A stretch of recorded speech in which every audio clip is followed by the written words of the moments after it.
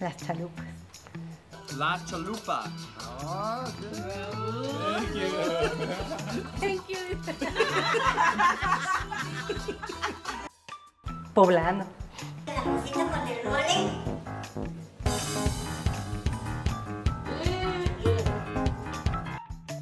No me gusta el fútbol.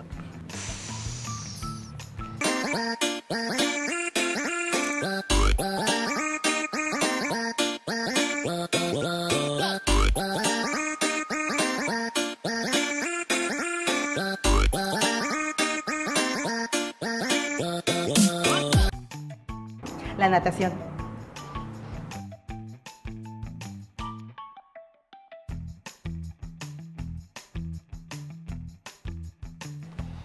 La ex hacienda de Chautla.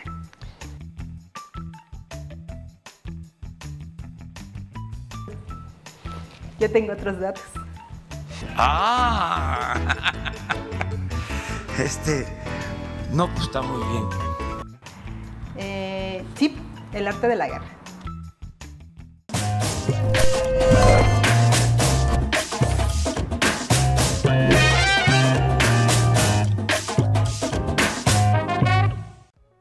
Hola, ¿qué tal? Bienvenidas, bienvenidos a este episodio especial de Voces de la Transformación. En esta ocasión me acompaña la diputada federal Marta Huerta por San Martín Texmelucan en Puebla, Distrito 5 Federal. Marta, gracias por acompañarnos. Hola Roberta, gracias a ti por invitarme.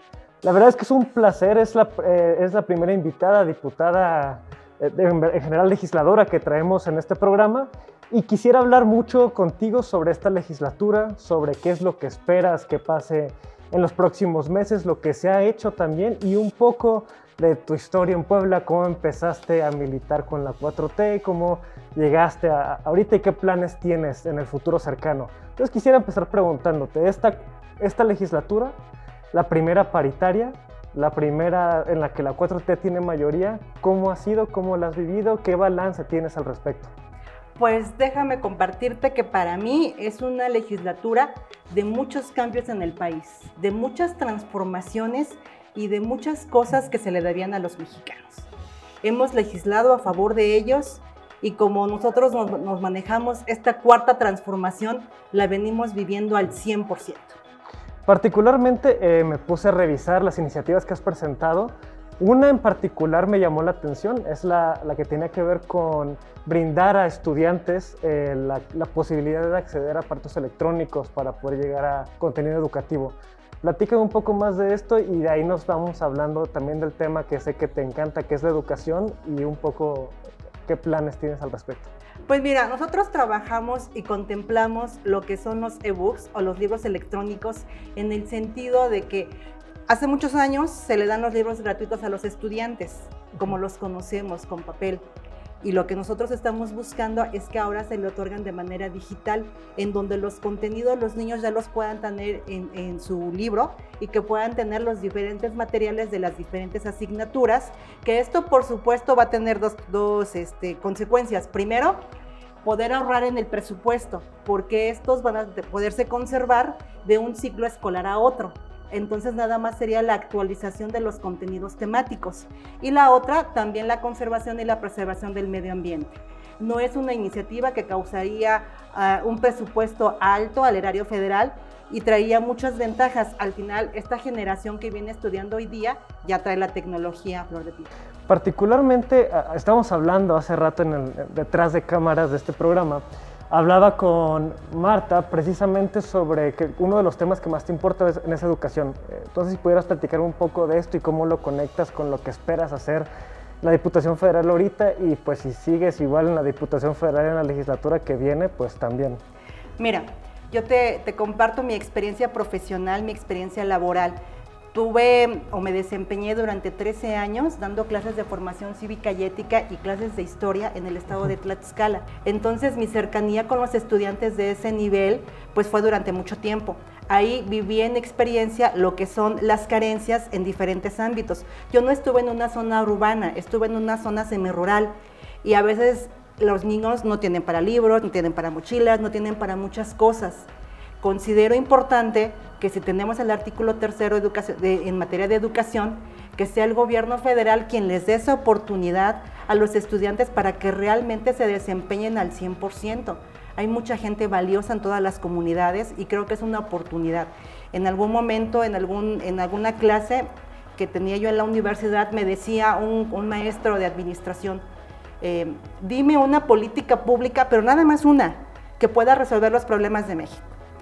Le daba yo vueltas y vueltas, pero nada más quería una. Y caí en el entendido que si hablamos de educación, la educación puede prever muchas cosas. La educación puede prever la corrupción, la educación te puede prever en el tema de salud, la educación te puede prever en muchos ámbitos, en materia de seguridad. Si tenemos ciudadanos bien formados y educados, yo creo que podemos transformar al país. Hablas de condiciones de precariedad, de gente que no tiene acceso a los elementos más básicos para poder aprender.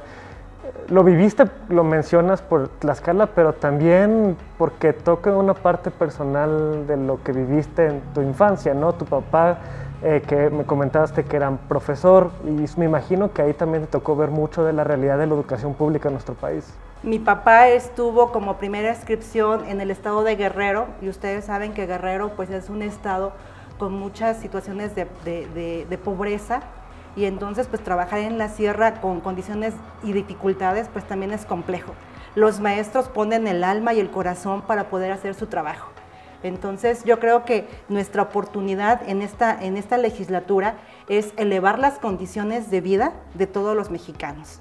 Y si hablamos más del sector vulnerable, que son los infantes, que son los niños, los adolescentes, si educamos desde la formación, desde la educación y demás, y con valores, yo creo que podemos lograr muchas cosas. ¿Qué crees que es Hay muchas deudas que se tienen justamente con el sector educativo en nuestro país. Hablamos hace rato de la mal llamada reforma educativa, que más bien fue una reforma laboral que precarizó y que puso en condición, que puso mucho peso sobre los profesores y profesoras. Tú, en una lógica desde la visión de izquierda, del PT, desde formar parte de la bancada de la 4T, ¿qué impulso crees que debería darse educación? Un poco hacia dónde ves avanzando esto. Veo a maestros comprometidos, maestros desempeñándose desde sus espacios, maestros trabajando por este país e impulsándolo. Veo a mexicanos y mexicanas transformando este país desde nuestros diferentes ámbitos laborales, haciendo una reforma por medio de eliminar esos abusos de la subcontratación, porque nuestros trabajadores dan todo al 100. ¿Te acuerdas de una expresión en donde decía, sale un personaje en un autobús en donde él dice que la fuerza trabajadora son ellos, los trabajadores? Yo creo en ellos y yo confío en ellos. Tenemos pendiente la reforma en educación superior, tenemos pendiente la reforma para la subcontratación, entonces yo le apuesto a los mexicanos y a su trabajo. ¿Cuál es tu opinión sobre la subcontratación a todo esto? Nosotros tenemos que regresarle lo que son sus prestaciones laborales. Tienen derecho a los beneficios que les otorga los días de las jornadas, de los sábados, los domingos, las 8 horas laborales, su aguinaldo, sus vacaciones, en dado caso de que trabajen en una empresa, sus utilidades y todo que la ley les concede. Entonces, en un tema de disfrazar su trabajo y llevarlos a un tema de subcontratación, pues les elimina esas posibilidades. Tienen derecho también a su jubilación en un momento en específico, dependiendo del ambiente en donde se estén desempeñando. Entonces, yo creo que eso es lo que le debemos a los mexicanos, regresarle esos derechos que durante muchos años estuvieron trabajando, que ya se habían logrado y que por otro lado, de una manera simulada, se los quitan. Fíjate que ya lo que me interesa muchísimo, estás hablando de los mexicanos, pero tú toda tu vida has vivido en San Martín Texmelucan, que es el lugar que representas. ¿Qué deudas hay, incluso todavía de la 4T, para con San Martín Texmelucan? ¿Qué te gustaría a ti poder hacer para...?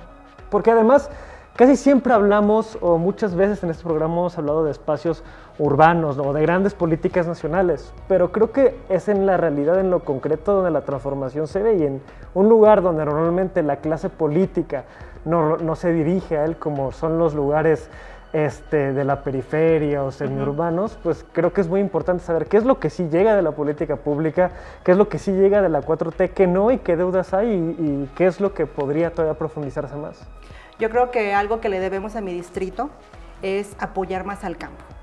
En mi distrito hay mucha zona de hortalizas, hay mucha zona de floricultores, hay muchas regiones que se trabajan y que se dedican a esas actividades laborales, y también mi distrito es mucho de zona actividad económica, y afortunadamente pues se mueve en el ámbito del comercio formal, pero también del informal. Entonces yo creo que otra deuda que también traemos es con el comercio informal, que también los comerciantes puedan tener un derecho a una salud digna, y también que puedan considerar un espacio público sin que lo ande correteando la policía y demás, por ocupar esos espacios públicos. Entonces también creo que hay que legislar en ese sentido. ¿Qué legislarías? Porque justamente es uno de los temas que más causa conflicto luego en los debates entre la gente, ¿no? Entre los vecinos que dicen, es que no respetan la ley, y los otros que dicen, bueno, pero tengo que comer de algo y esto es lo que puedo hacer, ¿no? ¿Cómo ves tú eso solucionándose? ¿Hacia dónde avanzarías para...? Porque, en efecto, o sea, al final de cuentas, que los policías los quiten, que los saquen, es criminalizar la pobreza. ¿Cómo...? Sí. ¿Qué solución ves pasando ahí? Mira, yo siento que los comerciantes, si tú les dices a los informales que también tienen obligaciones y que pueden contraer mejores derechos, también retribuyendo y pagando también en un tema de impuestos y demás, y que todos podamos colaborar y trabajar en armonía, lo hacen. Porque también el comercio es muy noble y ellos también tienen necesidad, pero también tienen ese derecho de poder estar protegidos por nosotros, por la legislación, claro, por las normas, por todo. Entonces, sería buscar el equilibrio entre el espacio público que se puede legislar, porque el espacio público al final del día, de acuerdo a la ley orgánica municipal en mi estado, le corresponde a los presidentes municipales otorgar o no los permisos. Sí. Pero también ellos tienen que contribuir. Yo creo que si hacemos una conciencia real de que podemos trabajar de manera conjunta, lo podemos lograr. Habría que ver esa manera de cómo consensarlos. A ver, te lo voy a preguntar, ¿te gustaría mantenerte en tu espacio, en la diputación de aquí, o sea, 3 años más todavía? Que ¿podremos contar o con que buscarás todavía permanecer ahí?